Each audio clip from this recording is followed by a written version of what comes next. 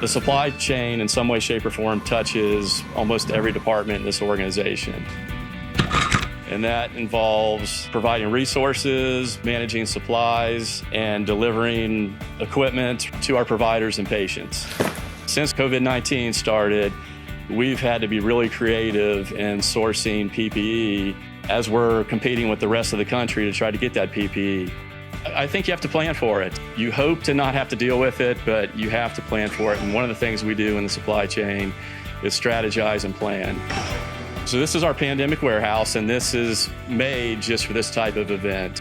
Our team is working around the clock to try to ensure we have those supplies. We're able to ensure that our clinicians are safe, and really everybody that comes in this organization has to wear a mask. We can provide one.